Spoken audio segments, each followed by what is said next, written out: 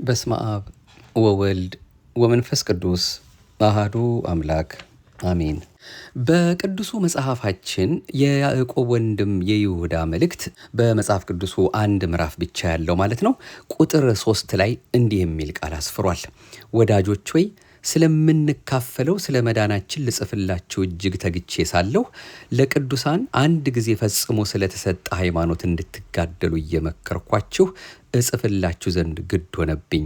ከብዙ ጊዜ በፊት ለዚህ ፍርድ የተጻፉ አንዳንዶች ሰዎች ሾልከው ገብተዋልና ኃጢአተኞች ሆነው የአምላካችንን ጸጋ በሴሰኝነት ይለውጣሉ፣ ንጉሣችንንና ጌታችንንም ብቻውን ያለውን ኢየሱስ ክርስቶስን ይክዳሉ እያለ የሚናገረው አለ። እኛም ዛሬ ስለዚች ስለነጻች ስለጎላች ስለተረዳች ለቅዱሳን አንድ ጊዜ ፈጽማ ስለተሰጠች ሃይማኖት እንናገር፣ እንመሰክር። እግዚአብሔር አምላካችን የወደደውን በተለያየ መልኩ ያገኘናቸው ምንጮች እየጠቀስን ወደ እያንዳንዳችን ልቦና ያደርስልን ዘንድ ደጅ እየጠናን የምንከታተለውን መንፈሳዊ የዩቱብ አገልግሎታችን ማህደረ ተዋህዶን ነው ማዳመጥ ዛሬም የጀመርነው። ይህች ሃይማኖት አንዳችም ነገር አንዳችም ነቅ የማይወጣላት ሁልጊዜም ምንጯ ንጹሕ የሆነ ቤቷ ጓዳዋ ሙሉ የሆነ እኛ ልጆቿን የምትንከባከብ የምታስተምረን የምትነግረን እጅግ በጣም በርካታ ምስጢራት ስላሉ ከዚያው ላይ ነው እንግዲህ ትንሽ ጨለፍ እያደረግን እንደ አቅማችን በዚህ መርሃ ግብር እየተገናኘን እንግዲህ እየተከታተልን ያለ ነው። አሁንም የምንሰማውን ለፍሬ ለበረከት ለሕይወት ለመለወጥ ለጽናት ለመጽናናት እንዲያደርግልን እሱን አምላካችን ደጅ እየጠናን ከዚህን ቀደም ወደ እናንተ አድርሰነው የነበረውን በክፍል አንድ ያደረስናችሁን መርሃ ግብርን ተከትሎ የሚመጣ ቀጣዩን መልእክት ነው እንደ አምላካችን ፈቃድ ዛሬም እድሜውን አበድሮ ለዚህ ሰዓትና ደቂቃ ያደረሰን የፍቅር አምላክ ቸሩ መድኃኔዓለም ክብር ምስጋና ይግባውና በዚህ መልኩ እንድንነጋገር ጊዜውን ባርኮ ቀድሶ ሰጥቶን ይኸው ወደ እናንተ ልናደርስ የመጣ ነው። ባለፈው እግዚአብሔርን ብቸኛ ዓላማው ያደረገ ከስህተት ይድናል፣ ፈጣሪውን ያመሰግናል በሚል በሁላችንም ሕይወት ውስጥ እንድንኖርበት የሚያስፈልገን እሱን አምላካችንን ዓላማ አድርገን ክርስትናችንን መምራት እንደሚገባን በማናቸውም ጉዳያችን እሱ አምላካችን እንዲቀድምልን መጠየቅ እንዳለብን በተለይ ለአገልጋዮችም ሆነ ለሁላችንም ይህንኑ አጽንኦት ሰጥተን ተነጋግረን ነበረ። ታዲያ እንዲሁ ብቻ የእሱ የአምላካችንን ነገር ብቸኛ ዓላማ አድርገን ከስህተት እንድናለን ብለን እንዳንተው በበለጠ እንድንማር እንድንመከር የሚያሳስብ በተለይ ደግሞ በስራ የምታደርጉትን በቃልም ይሁን በስራ የምታደርጉትን ሁሉ በጌታችን በኢየሱስ ስም አድርጉት የሚልና በጌታ ስም ማድረግ ማለትስ እንዴት ነው የሚሉትን ነጥቦችና ሌሎችንም ተያያዥነት ያላቸውን ለዛሬም በቀጣይነት የምንከታተለው ይሆናል። ለዚች ሰዓትና ደቂቃ እንድንደርስ ፈቃዱ የሆነልን እድሜውን ያበደረን ይችን ቀን ዳግም እንድናያት በእድሜያችን ላይ እድሜ የጨመረልን የሁላችን አባት የቃሉ ባለቤት ቸሩ መድኃኔዓለም ከምንም ነገር በላይ አብልጠን አብዝተን እናመሰግንበት ዘንድ በፈጠረልን አንደበት እሱን ማመስገን ነውና የሚገባው። አሁንም ኃያል ገናና ቅዱስ የሆነ ስሙ ከአጥናፍ እስከ አጥናፍ ከጧት እስከ ማታ ከዘላለም እስከ ዘላለም ከፀሐይ መውጫ እስከ ፀሐይ መጥለቂያ ድረስ የከበረ የተመሰገነ ይሁንልን። በእርሱ ፈቃድ እርሱንም ወልዳ የሰጠችን ርርተ ህሊና ርርተ ልቦና አዛኝት እናቱም መብርሃንም ፊት የማያስመልሰው አንገት የማያስቀልሰው ዘወትር እኛን የሚጠብቀው ቃል ኪዳኗ አብሮናልና ስሙ የከበረ የተመሰገነ ይሁን። የቅዱሳን አምላክ በደግነት በመሐሪነቱ በይቅርታው በቸርነቱ ጠብቆ ለዚህ ያደረሰን ለዛሬም የሚያስተምረን እንግዲህ እሱ ልባችንን ከፍቶልን ለመስማት በትዕግስት ተከታትለንም ደግሞ ለፍሬ ለበረከት እንዲያደርስልን እየተማጸን ነው። እንዲህ እንከታተላለን። እግዚአብሔር አብን በእርሱ እያመሰገናችሁ በቃል ወይም በስራ የምታደርጉትን ሁሉ በጌታ በኢየሱስ ስም አድርጉት። ይህ ካለፈው የሚቀጥለው ሁለተኛው ምዕራፍ ግብራችን ነው። እንግዲህ እኛ ክርስቲያኖች ሁሉን ነገር በጌታችን በኢየሱስ ክርስቶስ ስም ማድረግ እንደሚገባን ከሐዋርያው ከቅዱስ ጳውሎስ ተምረናል። የምናደርገውን ሁሉ በስሙ ማድረግ ማለት የክርስቶስን ማንነት፣ ጌትነቱን፣ አምላክነቱንና አዳኝነቱን አውቀንና አምነን በእርሱ ሆነን በእርሱ ተስፋ እየኖርን ስለ እርሱ ብለን የእርሱን አርያ ተከትለን እርሱን መስለን በእርሱ መንፈስ ተመርተን በእርሱ ቃል ተመስርተን የእርሱን ትእዛዝ ይልቁንም የፍቅር ትእዛዙን በሙሉ ኃይላችንና በሙሉ ልባችን ተነሳስተን በክርስቲያናዊ ሕይወታችን በመንፈሳዊ ተጋድሏችን በእግዚአብሔር አጋዥነት ተፈጻሚነት እንዲኖረው የምናደርገው እንቅስቃሴ ጥረትና ትግል ነው። ሐዋርያው ይህን ሁሉ ፈጽሞ እንድንፈጽም መመሪያውን ሰጥቶናል። ታዲያ በጌታ ስም ማድረግ ማለት እንዴት ነው? ከቅዱስ ጳውሎስ እምነትና ሕይወት እንማር። እንግዲህ ከላይ በርዕሱ የተጠቀሰውን መመሪያ የክርስትና ሕይወታችንና ምግባራችን ማዕከላዊና መሰረታዊ መመሪያ አድርገን በመቀበል አሁንም የገለጽናቸውንና ያልገለጽናቸውን የመንፈሳዊ ተጋድሎ መርሃ ግብራችን ሁሉ ተግባራዊ የምናደርጋቸው የሐዋርያውን ትእዛዝና አርያ በመከተል ይሆናል። የቅዱስ ጳውሎስን አርያ ካልተከተል እርሱ የሚያስተምረን ቃሉን በትክክል መረዳት ያዳግተናል። ቅዱስ አትናቴዎስ ይህን ስለመሰለ ጉዳይ ሲናገር በቅዱሳን አርያነት ላይ የተመሰረተ ንጹሕ ልቦናና ሕይወት ከሌለው በቀር ማንም ሰው የቅዱሳንን ቃል ወይም ትምህርት ሊረዳ ሊገነዘብ አይችልም ብሏል። የነገረ መለኮት ሊቃውንትን የሃይማኖት መምህራንን ሐሳብ ለመጨበጥ ወይም ለመከታተል የሚፈልግ ሰው በቅድሚያ በጠባዩ ወይም ባኗኗሩ ነፍሱን ያንጻ ይጠብ፣ ቅዱሳንንም በግብር በመምሰል ወደ እነርሱ ይቅረብ። በመልካም አኗኗሩም የተነሳ ከቅዱሳን ኅብረት ወይም አንድነት ውስጥ እንደገባ ይሆናል፣ ይቆጠራል። ለእነርሱ በእግዚአብሔር የተገለጡላቸውን እነዚያን ነገሮችንም ለመረዳት እንደሚችልና ከእነርሱም ጋር አንድ ሆኖ ለቅዱሳን የተዘጋጀውን በፍርድ ቀን የሚቀበል መሆኑን ቅዱስ አትናቴዎስ ስለ ደህንነት በጻፈው መጽሐፉ ፍጻሜ ላይ ገልጾታል። እንግዲህ ከላይ በከፊል በማሳጠር የጠቀስነው ቅዱስ አትናቴዎስ ከምስጋና ጸሎት ጋር ያቀረበው ነው። ሐዋርያው ቅዱስ ጳውሎስ እኔ ክርስቶስን እንደምመስል እኔን ምሰሉ ብሎናልና ክርስቲያኖች ሁላችን የእርሱን እምነትና ሕይወት መርምረን ማወቅና የእርሱንም አርያና ትምህርት ተከትለን ክርስቲያናዊ ሕይወታችንን በትክክለኛው መንገድ መምራት መብታችንም ግዴታችንም ነው። አንደኛ ቆሮንቶስ ምዕራፍ 11። ሐዋርያው በቃል የሚናገረውን በተግባር የሚያከናውነውን ሁሉ በጌታችን ስም አድርጎታል። ይህም ማለት ከላይ እንደጠቀስነው በክርስቶስ ስም አምኖ ጌትነቱን አውቆ ስለ እርሱ ለእርሱ ብሎ ለክርስቶስ ወንጌል እንደሚገባ በመኖር ስለ ወንጌል ሃይማኖት መልካሙን ገድል ሁሉ በመጋደል መላ ሕይወቱን ለክርስቶስ ሰጥቷል። ፊልጵስዩስ ምዕራፍ 1 ቁጥር 27፣ ሁለተኛ ጢሞቴዎስ ምዕራፍ 4 ቁጥር 7። ይህን ሁሉ ለማድረግ የቻለው ኃይል በሰጠው በክርስቶስ ነው። ፊልጵስዩስ 4:13። ስለዚህም ሐዋርያው የሚያደርገውን ሁሉ በክርስቶስ ስም አድርጎታል። በክርስቶስ ስም ማድረግ ማለት የጌታችንን ስም በሆነው ባልሆነው ነገር ሁሉ በየቦታው እንዲያው በከንቱ በመጥራት የምናደርገው ነገር አይደለም። እምነትና ተስፋው ፍቅሩና ጸጋው በልቦናችን ሳይኖር በአፋችን ስሙን በመጥራት ብቻ ማድረግ አይገባንም። ይህማ እንደ ገደል ማሚቶ ስሙን ብቻ ማስተጋባት ይሆንብናል።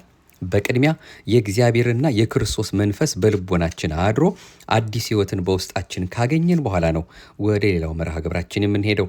እንግዲህ በመጀመሪያ በክርስቶስ ስም የምናደርገው ነገር በውስጣችን ያለውን ባዶ ቦታ ማጽዳትና በእግዚአብሔር ጸጋ መሙላት ያስፈልጋል።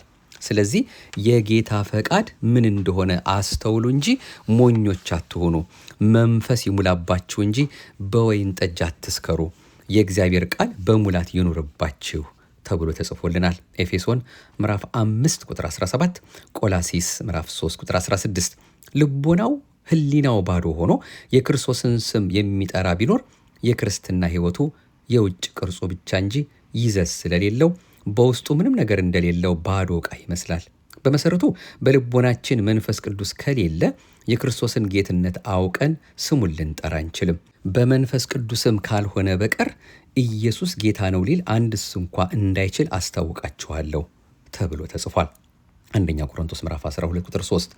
እንግዲህ ከላይ በርዕሱ ላይ የተመለከተውን መመሪያ እንደሚገባን በትክክለኛው መንገድ ለመፈጸም የምንችለው የሐዋርያውን የቅዱስ ጳውሎስን ሃይማኖትና ክርስቲያናዊ ሕይወት አውቀንና እርሱንም አብነት አድርገን ለመኖርና ለመስራት ያልተቆጠበ ጥረት በማድረግ ነው።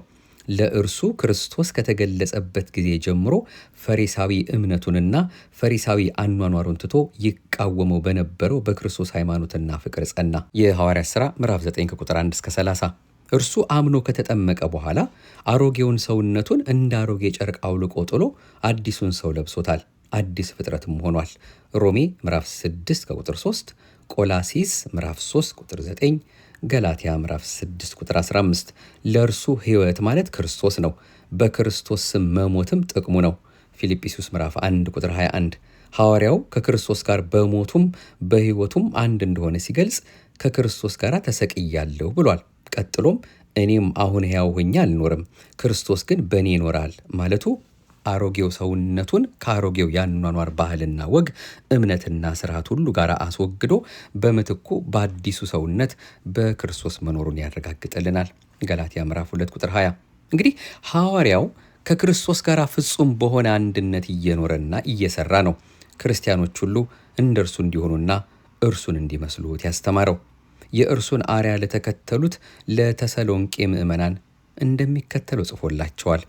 ወንጌላችን በኃይልና በመንፈስ ቅዱስ በብዙ መረዳትም እንጂ በቃል ብቻ ወደ እናንተ አልመጣምና በእናንተ ዘንድ ስለ እናንተ እንዴት እንደነበርን ታውቃላችሁ። ደግሞም እናንተ ቃሉን በብዙ መከራ ከመንፈስ ቅዱስ ደስታ ጋር ተቀብላችሁ እኛንና ጌታን የምትመስሉ ሆናችሁ። ስለዚህም በመቄዶንያና በአካያ ላሉት ምዕመናን ሁሉ ምሳሌ ሆናችሁላቸው። አንደኛ ተሰሎንቄ ምዕራፍ 1 ቁጥር 5። ይህ ቃል ዛሬ እኛ ዝቅ ብለን ሐዋርያትን፣ ከፍ ብለን ጌታን አብነት ማድረግ እንደሚገባን ያስገነዝበናል። እንደዚሁም እኛም ደግሞ በበኩላችን ለምዕመናን ሁሉ ምሳሌ መሆን እንዳለብን የተጠቀሰው ቃል ያሳስበናል። ሐዋርያው የገላትያ ክርስቲያኖች እንደርሱን እስኪሆኑ ድረስ ክርስቶስ በልቦናቸው እስኪሳልና በክርስቶስ አዲስ ፍጥረት እስከሆኑ ድረስ ይጨነቅላቸው ይጸልይላቸውም ነበር። ዛሬም እኛ እንደርሱ እስክንሆን ድረስ ይጨነቅልናል፣ ይጸልይልናል። ለገላትያ ክርስቲያኖች እንደተናገረ ለእኛም ዛሬ እንዲሁ ይነግረናል ወይም ይናገረናል። ልጆቼ ሆይ ክርስቶስ በእናንተ እስኪሳል ድረስ ዳግመኛ ስለ እናንተ ምጥ ይዞኛል ብሎ እንደተናገረ ገላትያ ምዕራፍ 4 ቁጥር 19። በመንፈስ ቅዱስ በትምህርተ ክርስቶስ የወለዳቸው ስለሆነ ክርስቶስ በልቦናቸው እስኪቀረጽ ድረስ ያስብላቸዋል። በሥጋ የተወለዱ ልጆች እንኳ የወላጆቻቸውን መልክና ጠባይ ይዘው እንዲገኙ ይጠበቃል። ይልቁንም በመንፈሳዊ ትምህርት የተወለዱ ልጆች መምህራቸውን በሃይማኖትና በምግባር እንዲመስሉት ይገባል። ስለዚህ ሐዋርያው እኔ በክርስቶስ ኢየሱስ በወንጌል ወልጃችኋለሁና እንግዲህ እኔን የምትመስሉ ሁኑ ብዬ እለምናችኋለሁ እያለ የቆሮንቶስ ወይም የገላትያ ሰዎችን ብቻ ሳይሆን ሁላችንም እርሱን እንድንመስል ይለምነናል። አንደኛ ቆሮንቶስ ምዕራፍ 4 ቁጥር 15። ነገር ግን የገላትያ ክርስቲያኖች ከእውነተኛው ትምህርት ስለራቁ ሐዋርያው የማታስተውሉ የገላትያ ሰዎች ሆይ በዓይናችሁ ፊት ኢየሱስ ክርስቶስ እንደተሰቀለ ሆኖ ተስሎ ነበር፣ ለእውነት እንዳትታዘዙ አዚም ያደረገባችሁ ማን ነው? በማለት ይወቅሳቸዋል። ክርስቶስን ካመኑ ከተቀበሉ በኋላ የመንፈስ ቅዱስ ስጦታን ካገኙ በኋላ በቢጸ ሐሳውያን ምክንያት ከሃይማኖተ ክርስቶስ በመራቃቸው ቅዱስ ጳውሎስ ያዝናል። እንደገናም ወደ ቀደመው እምነታቸው እስኪመለሱ ድረስ እንደገና ክርስቶስ በልቦናቸው እስኪሳል እስኪኖር ድረስ ይቸገርላቸዋል። ስለዚህ ነው ሐዋርያው ሌላውን ችግሩን ሁሉ ትቶ ዕለት ዕለት የሚከብደኝ የአብያተ ክርስቲያናት ሁሉ ሐሳብ ነው ያለው። ሁለተኛ ቆሮንቶስ ምዕራፍ 11። ልጆቼ ሆይ ክርስቶስ በእናንተ እስኪሳል ድረስ ዳግመኛ ስለ እናንተ ምጥ ይዞኛል ያለውን የሐዋርያውን ቃል ግብፃዊው ጳጳስ አባ ሜታዎስ በሐዋርያው ስም ተገብተው ሲያስረዱ ይህም ማለት የጌታን ሕይወት ታሪክ፣ ልደቱን፣ ስቅለቱን፣ ትንሣኤውና እርገቱን ሁልጊዜ ለእናንተ ለማሳሰብ የጌታን አርያና አምሳል በፊታችሁ በማኖር የሕይወትን ቃልና ደህንነትን በማስተማር ለእናንተ መሥዋዕት አድርጌያለሁ ማለት ነው። ክርስቶስ በእናንተ ውስጥ እንዲቀረጽ እንዲሳልና እምነታችሁም በክርስቶስ የበለጠ ጠንካራ እንዲሆን የእርሱን ወይም የጌታ ማለት ነው ቃልና ትምህርት እናስታውሳችኋለን ብለዋል። ቤተ ክርስቲያን ይህን ከልጆቿ ጋር ተግባራዊ ታደርጋለች። ይህም በሰባቱ የጸሎት ጊዜያት ተንጸባርቋል። በዚህም አማኙ ክርስቶስን እያሰበና እያሰላሰለ በየቀኑ ይጸልያል። ስለዚህም ክርስቶስ በእነርሱ ይሳልባቸዋል። የእርሱም አርያው በልቦናቸው፣ በድርጊቶች፣ በየቀን ንግግሮች ወዘተ ግልጽ ይሆንላቸዋል። በሁሉም ቀን በእያንዳንዱም ቀን የክርስቶስ ትምህርቶች በአይምሯቸው ሕያው ናቸው፣ ሕያው ሆነው ይኖራሉ በማለት ከላይ የተጠቀሰውን የሐዋርያውን ቃል መሠረት በማድረግ በተግባር የሚተረጎምበትን ሁኔታ አሳይተዋል። እንግዲህ ሐዋርያው ለእኛ ያለውን በጎ ሐሳብ ተመልክተን እርሱን አብነት አድርገን ከክርስቶስ ጋር በእምነትና በፍቅር ያለን አንድነት ስር የሰደደና ፍጹም እንዲሆን በጸጋ መንፈስ ቅዱስም የጸና እንዲሆን በየዕለቱ ከጸሎት ጋር ጥረትና ትግል ማድረግ ይኖርብናል። ቆላሲስ ምዕራፍ 2 ቁጥር 6 ላይ እንዲህ ይላል፣ እንግዲህ ጌታን ክርስቶስን ኢየሱስ እንደተቀበላችሁት በእርሱ ተመላለሱ፣ ስር ሰዳችሁ በእርሱ ታነጹ፣ እንደ ተማራችሁም በሃይማኖት ጽኑ፣ ምስጋናም ይብዛላችሁ። እንደ ክርስቶስ ትምህርት ሳይሆን እንደ ሰው ወግና እንደ ዓለማዊ እንደ መጀመሪያ ትምህርት ባለ በፍልስፍና በከንቱ መታለል ማንም እንዳይማርካችሁ ተጠበቁ። ቆላሲስ ምዕራፍ 2 ቁጥር 6-8። ወልደ እግዚአብሔር ክርስቶስ ከሰማያት ወርዶ በእመቤታችን በኩል ከአዳም ልጆች ጋር የሥጋ ዝምድናን መስርቶ ከእኛ ጋር አንድ ሆኖ ኃጢአታችንና ሞታችንን ለማስወገድ ሲል ሕይወቱን ለሞት አሳልፎ የሰጠበት ምክንያት እኛ ደግሞ በበኩላችን በመንፈስ ከእርሱ ጋር አንድ ሆነን እርሱን መስለን ከእርሱ ጋር እንድንኖር ነው። ቅድመ ዓለም የነበረ እርሱ ሰው ሆኗልና ካንቺ ተወለደ፣ ሥጋነ ነሣ፣ የእኛን ሥጋ ነስቶ የእርሱን ሕይወት ቅዱስ መንፈሱን ሰጥቶ ከእርሱ ጋር አስተካከለን አለ። በቸርነቱ ብዛት እንድንመስለው አደረገን ሲል ነው። ይህንንም በመከራ ከመሰልነው በክብር እንመስለዋለን ካለው ከሮሜ ምዕራፍ 8 ቁጥር 17 ጋር የሚሄድ ነው። የዓርብ ውዳሴ ማርያም ትርጓሜም ይህንኑ ያሳየናል። እንግዲህ ከሞት ነፃ ሊያወጣን በሥጋና በደም እንዲሁ ተካፈለ፣ የአብርሃምን ዘር ይዘዋል ተብሏል ዕብራውያን ምዕራፍ 2 ቁጥር 16። ስለዚህ በሕይወትም ያሉት ስለ እነርሱ ለሞተውና ለተነሳው እንጂ ወደፊት ለራሳቸው እንዳይኖሩ ስለ ሁሉ ሞተ የተባለውን ቃል በመፈጸም ቀሪው ሕይወታችንን ለእርሱ በመስጠት ከእርሱ ጋር ያለንን አንድነታችንን በተግባር እናጽናው። ሁለተኛ ቆሮንቶስ ምዕራፍ 5 ቁጥር 15። ክርስቲያናዊ ሕይወታችን አድጎ መልካም ፍሬን የሚያፈራው ከክርስቶስ ጋር ያለን አንድነት ሲጠናከር ነው። አንድነትን ለማጠናከርና ፍጹም አንድነትን ለማግኘት በቅድሚያ በአዲስ ተፈጥሮ በክርስቶስ አርአያና አምሳል እንደገና መፈጠር ያስፈልጋል። ሮሜ ምዕራፍ 8 ቁጥር 29፣ ኤፌሶን ምዕራፍ 2 ቁጥር 10።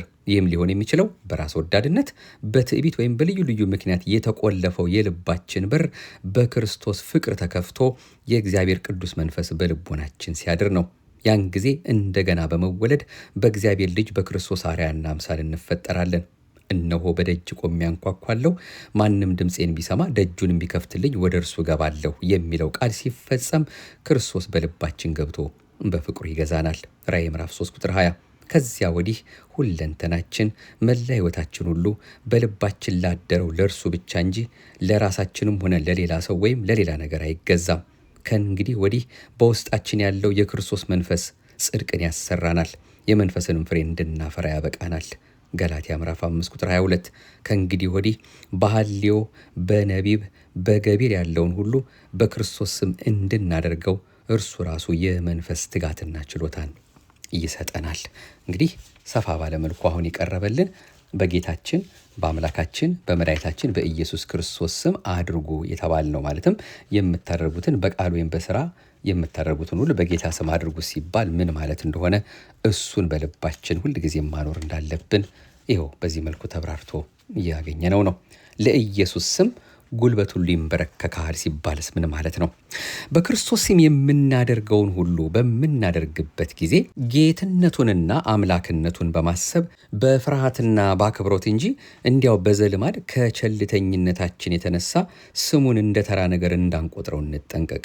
ክርስቶስን በሁለት መንገድ እንመለከተዋለን። ሁለቱንም በአንድነት መያዝ እንጂ የፈለጉትን መያዝ ሌላውን መተው ታላቅ ስህተት ነው። ክርስቶስ አምላክ ሳለ ሰው ሆኖ በትህትና የባሪያውን መልክ ይዞ ስለኛ መሞቱ ያውም የመስቀልን ሞት ተቀብሎ እኛን ስላዳነን በታላቅ ፍቅርና አክብሮት እንመለከተዋለን። በሰው ምሳሌ ሆኖ ራሱን ዝቅ በማድረጉ በምስሉም እንደ ሰው ተገኝቶ ራሱን በማዋረዱ ምክንያት ደግሞ እግዚአብሔር ያለ ልክ ከፍ ከፍ አደረገው፣ ከስምም ሁሉ በላይ ያለውን ስም ሰጠው። ይህም በሰማይና በምድር ከምድርም በታች ያሉት ሁሉ በኢየሱስ ስም ይንበረከኩ ዘንድ መላስም ሁሉ ለእግዚአብሔር አብ ክብር ኢየሱስ ክርስቶስ ጌታ እንደሆነ ይመሰክር ዘንድ ነው ብሎናል ፊልጵስዩስ ምዕራፍ 2 ቁጥር 6። ስለዚህ የጌታችንን የኢየሱስ ክርስቶስን ስም በምናነሳበት ጊዜ ከስሞች ሁሉ በላይ የሆነ የተቀደሰ ስም መሆኑን ተገንዝበን መጀመሪያ በፍቅርና በአክብሮት፣ ሁለተኛ በፍርሃትና በመንቀጥቀጥ ይሁን። ዛሬ በስሙ የምናደርገውን ነገር ሁሉ በአግባቡ ማድረግ አለማድረጋችንን እየመረመርን እናድርግ። ክፉ ወይም በጎ አድርገን እንደሆነ የሚፈርድብን እርሱ ራሱ ክርስቶስ ፈራጅ ዳኛ መሆኑን አንርሳ። ቅዱስ ጳውሎስ ስለዚሁ ጉዳይ ሲገልጽ መልካም ቢሆን ወይም ክፉ እንዳደረገ እያንዳንዱ በሥጋው የተሰራውን በብድራት ይቀበል ዘንድ ሁላችን በክርስቶስ በፍርድ ወንበር ፊት ልንገለጥ ይገባናልና ብሏል። ቀጥሎም እንግዲህ የጌታን ፍርሃት አውቀን ሰዎችን እናስረዳለን በማለቱ ደግሞ ጌታን እንደ ጌትነቱና እንደ አምላክነቱ በፍርሃትና በመንቀጥቀጥ ተቀብለን በስሙ ወይም ስለ ስሙ ብለን ክፉን እየተከላከልን መልካሙን እንድናደርግ ያስተምረናል። ሁለተኛ ቆሮንቶስ ምዕራፍ 5 ቁጥር 10 ለጌታችን ስም ጉልበት ሁሉ ይንበረከካል ማለት ከብዙ በጥቂቱ ይኸው ይህን የመሰለ ትምህርትና መልእክት አለው። ሌላው የምናየው የመጨረሻው መልእክታችን የዛሬው ከፈተናው ጋር መውጫውን ደግሞ አዘጋጅቶላቸዋል፣ የሚፈተኑትን ሊረዳቸው የአብ ሊቀ ካህናት አለላቸው የሚለው ነጥብ ነው። ብዙ ጊዜ ከክፉ ጋር በምናደርገው መከላከልና ትግል በፈተናችን መከራን በመቀበል ስንሸነፍና ስንወድቅ ተስፋ ቆርጠን እንዳንቀር እግዚአብሔር መውጫ መንገዱን አዘጋጅቶልናል። ስለዚህም የእግዚአብሔር ቃል እንዲህ እያለ ያጽናናናል። ለሰው ሁሉ ከሚሆነው በቀር ምንም ፈተና አልደረሰባችሁም፣ ነገር ግን ከሚቻላችሁ መጠን ይልቅ ትፈተኑ ዘንድ የማይፈቅድ እግዚአብሔር የታመነ ነው፣ ትታገሱም ዘንድ እንድትችሉ ከፈተናው ጋር መውጫውን ደግሞ ያደርግላችኋል ብሎናል። አንደኛ ቆሮንቶስ ምዕራፍ 10 ቁጥር 13 የሕዝብን ኃጢአት ለማስተስረይ ለእግዚአብሔር በሆነው ነገር ሁሉ የሚምርና የታመነ ሊቀ ካህናት ክርስቶስ አለን። እርሱ ራሱ ተፈትኖ መከራን ስለተቀበለ የሚፈተኑትን ሊረዳቸው ይችላልና። ዕብራውያን ምዕራፍ 2 ቁጥር 17። በዚሁ በዕብራውያን ምዕራፍ 4 ቁጥር 14 ላይም እንግዲህ በሰማያት ያለፈ ትልቅ ሊቀ ካህናት የእግዚአብሔር ልጅ ኢየሱስ ስላለን ጸንተን ሃይማኖታችንን ጠብቅ። ከኃጢአት በቀር በነገር ሁሉ እንደኛ የተፈተነ ነው እንጂ በድካማችን ሊራራልን የማይችል ሊቀ ካህናት የለንም። እንግዲህ ምሕረትን እንድንቀበል በሚያስፈልገንም ጊዜ የሚረዳንን ጸጋ እንድናገኝ ወደ ጸጋው ዙፋን በእምነት እንቅረብ ብሎናል። እንግዲህ ከላይ እንደተጠቀሰው የአብ ሊቀ ካህናት ኢየሱስ ክርስቶስ ስላለን በፈተናችን ወድቀን እንዳንቀር ያለፈውን ኃጢአታችንን ይቅር በማለት ለወደፊቱ ደግሞ በሃይማኖታችንና በመንፈሳዊ ተጋድሏችን እንድንጸና በማድረግ ይረዳናል። በሂደት ላይ ያለው መንፈሳዊ ተጋድሏችን አድጎ ከፍጹምነት ደረጃ እስኪደርስ በአጋጣሚና በልዩ ልዩ ፈተና መውደቅና መነሳት የበዛበት መሆኑን መድኃኒታችን ያውቅልናል። ስለሆነም አብይ ሊቀ ካህናት ክርስቶስ በደሙ በመሰረታት ቤተ ክርስቲያኑ ውስጥ የንስሐንና የመዳንን ጸጋ በቅርብ እንድናገኝ የሚረዱንን የቃሉንና የምስጢራቱን አገልጋዮቹን ካህናትን ሾሞልናል። ስለዚህ በልጁ ስላደረገልን መልካም ነገር ሁሉ እግዚአብሔር አብን ማመስገንን ከሁሉ በፊት እናስቀድም።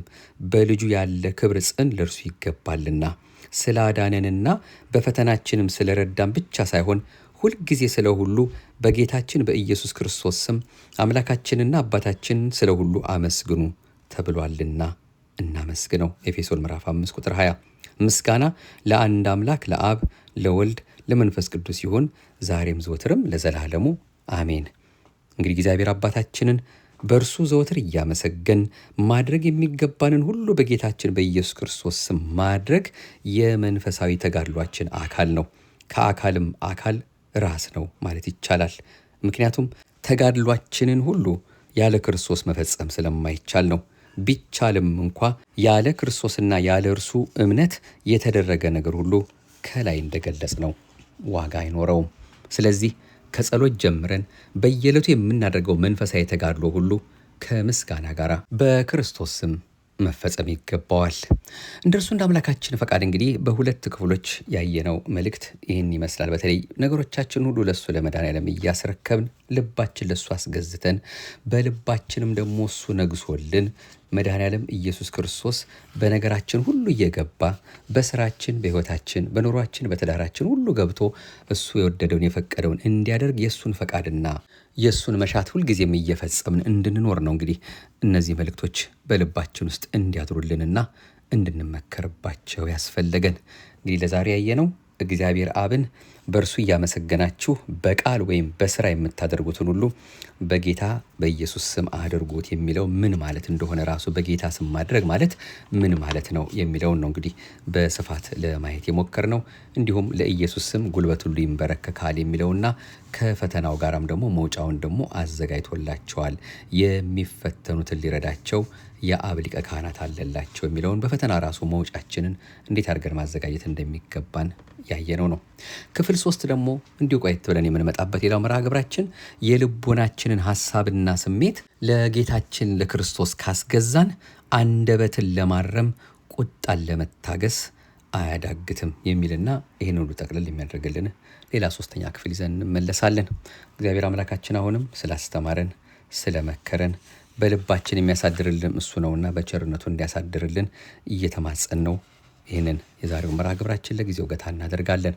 እንዳንዘነጋ ሁል ጊዜም ብቸኛ ዓላማችን አምላካችን መድኃኒታችን ኢየሱስ ክርስቶስ እንዲሆን ነው። እሱን ካየን ዓይናችን ከመስቀሉ ልባችን ከቃሉ ካልራቀ በእውነት ፈተና ያለው ነገር ሁሉ ከጎናችን ካጠገባችን ይርቃል። ከሀገርም ከወገንም ከሕዝባችንም በአጠቃላይ ብቻ ግን እሱ እንዲገኝበት በምንማጸኑ ነገር ሁሉ ክፉን እያራቀ ደጉን ያቀርብልናል። ዋናው እሱ ሁልጊዜም ከኛ ባይርቅም እኛ ከሱ ጋር ነን ወይ የሚለውን እኔ ከአምላኬ ከአንተ ጋር ነኝ ወይ? አንተ የምትወደውን እየሰራው ነው ወይ? በየደቂቃው በየሰከንዱ በየሰዓቱ የማስባቸው ብዙ ነገሮች አሉ። አንተ የማትወዳቸው ሀሳቦች ሁሉ እባክህ ከልቦናዬ ነቅለህ አውጣልኝ።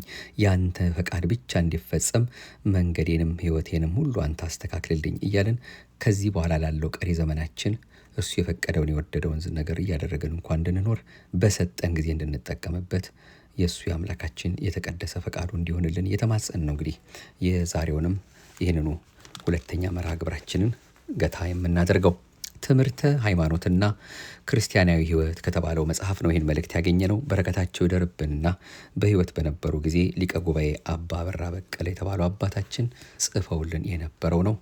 በረከታቸው ይደርብን። እኛንም አምላካችን በእውነት የሰማነውን በእያንዳንዳችን ልቦና ጽላት ይጻፍልን። መምህራችንንም በእውነት በቅዱሳን ማኅበር ቸሩ መድኃኔዓለም ይደምርልን። ይቆየን። አቤቱ አንተን መፍራትን በልቦናችን በጎ አምልኮትህንም በህሊናችን ጨምር። እንመለስበታለን፣ ለማየት እንሞክራለን። ሌላው በዚህ በጾሙ የምንመለከተው አንዱ በተለይ ሁላችሁም እንደምታውቁት ይሄ የነቢያት ጾም ነውና አበይት ከተባሉት ነቢያት ደግሞ በመጽሐፍ ቅዱሱ በቅድሚያም የምናገኘው ኢሳይያስ ነውና 66 ምዕራፎች አሉት። እንደ እግዚአብሔር ፈቃድ እንግዲህ በረከታቸውን የነቢያትን በረከት ያሳትፈን ዘንድ ከዚሁ ጋራም በተያያዘ በተለይ በትንቢተ ኢሳይያስ ምዕራፍ 7 ላይ ስለዚህ ጌታ ራሱ ምልክት ይሰጣችኋል፣ እነሆ ድንግል ጸንሳለች፣ ወንድ ልጅም ትወልዳለች፣ ስሙንም አማኑኤል ብላ ትጠራዋለች ብሎ የተናገረውን እንደገና ደግሞ ምዕራፍ 9 ላይ ደግሞ ወረድ ብሎ ሕፃን ተወልዶልናልና ወንድ ልጅም ተሰጥቶናልና አለቅነትም በጫንቃው ላይ ይሆናል፣ ስሙም ድንቅ መካር፣ ኃያል አምላክ፣ የዘላለም አባት፣ የሰላም አለቃ ተብሎ ይጠራል እያለ የነገረንን ተወልዳለች ብሎ እንደገና ደግሞ መወለዱን የነገረን የነቢያትን ሁኔታ የሚያጠይቀውን የጌታን መወለድ ያበሰረንን ቀድሞ የነገረንን በትንቢት ማለት ነው የተነገረው አንዱ ይሄ ነው። ይሄንን የነገረንን የዚህን ታላቅ ነቢይ ምንባብ ወይም ደግሞ መልእክት ሙሉ ምንባቡን 66ቱንም ምዕራፍ ምናልባት እንግዲህ የተወሰኑ ቀናት ይፈጅብናል። እንደ እግዚአብሔር ፈቃድ እሱን 1 2 3 እያል ክፍል 1 ክፍል 2 እያል በመጽሐፍ ቅዱስ ንባባችን በዚህ በጾሙ የምንመለከተው ይሆናልና ያን እንግዲህ ስንጀምር እናንተም እንድትከታተሉና በመጽሐፉ ውስጥ ያለውን ሕይወት የሆነውን የአምላካችንን ቃል እንድንከታተል እንድናደምጥ ከወዲሁ ለመጠቆም እንወዳለን። እግዚአብሔር አምላካችን አሁንም የሰማነውን በእያንዳንዳችን ልቦና ጽላት ይጻፍልን። ሀገራችን ኢትዮጵያን በዚህ በጾሙ በሚጸለየው ጸሎት በደጋግ አባቶቻችን ተጋድሎና እሱን አምላካችንን ወደው ፈቅደው በየዋሻው በየፍሩክታው ጤዛ ልሰው አመድ ነስንሰው ድንጋይ ተንተርሰው ባሉት በእነዚህ ሁሉ ደጋጎች ሁሉ በተለያዩ እግዚአብሔር አምላካችን በሚጠቀምባቸው በእውነተኞቹ ጸሎት ከሁሉ በላይ ደግሞ በቅዱሳን ጸሎት ከዚያም ሁሉ በላይ ደግሞ በእናቱ በመብርሃን በእናታችን ባዛኝቱ በእሷ ልመናና ጸሎት ደግሞ አምላካችን ደግነቱን ምሕረቱን ይቅርታውን እንዲያበዛልን መልካሙን ጊዜ ለሀገራችን እንዲያቀርብልን በየጊዜው በየቀኑ የምንሰማቸው ብዙ ነገሮች አሉ። በሰው ሰውኛም በተፈጥሮም የምንሰማቸው ብዙ ነገሮች ስላሉ እነዚህን ሁሉ አርቆ መልካሙን ጊዜ እንዲያቀርብልን ፍቅሩን እንዲያበዛልን ቸርነቱን ለሁላችንም እንዲያደርግልን እኛንም በቸርነቱ ይቅር ብሎን በእውነት መጨረሻችን እንዲያሳምርልን የእሱ የመድኃኔዓለም አሁንም የተቀደሰ ፈቃዱ ይሁንልን። ርርተ ህሊና ርርተ ልቦና ሁልጊዜም የማትረሳን የማትተውን የመስቀል ላይ አደራ እናታችን አደራሽን ስንላት እንደ አይን ጥቅሻ የሚደርሰው ጸሎቷ ለሁላችንም እንዲደርስልን ሀገራችንን በእናትነት ፍቅሯ እንድትጎበኝልን እንድትዳብስልን አሁንም ፈቃዷ ይሁንልን። አሁንም አምላካችን የቸርነቱን ስራ ሰርቶ የቀጠሮ ሰዎች ይበለን። ማህደረ ተዋሕዶ ነበረ ስናደምጥ የቆየነው እንደ ኦርቶዶክሳዊት ተዋሕዶ ቤተክርስቲያናችን እምነት ስርዓትና ትውፊት የተለያዩ ምንጮችን እየጠቀስን እንግዲህ የምናደምጠውን ይህን መርሃ ግብራችንን አሁንም አምላካችን የደግነቱን ስራ ሰርቶ ፍቅሩ እንዲያበዛልን ቸርነቱን ከሁላችንም እንዳያረቅብን የቀጠሮ ሰዎች ብሎ ደግሞ በቀጣዩ እንዲሁ ተገናኝተን ይህችን የነጻች የጎላች የተረዳች ተዋሕዶ ቤተክርስቲያናችን እምነት የምታስተምረውን እንደሱ እንደ አምላካችን ፈቃድ እንድንከታተል ጊዜውን ባርኮ እንዲሰጠን የልባችንን መሻት መልካሙን ነገር ሁሉ ከኃጢአት በስተቀር እንዲፈጽምልን የእሱ የመድኃኔዓለም የተቀደሰ ፈቃዱ ከሁላችን ጋር ይሆንልን። አሜን። ይቆየን። ክብር ምስጋና ይሁን ለአብ፣ ክብር ምስጋና ይሁን ለወልድ፣ ክብር ምስጋና ይሁን ለመንፈስ ቅዱስ ዛሬም ዘወትርም ለዘላለሙ አሜን።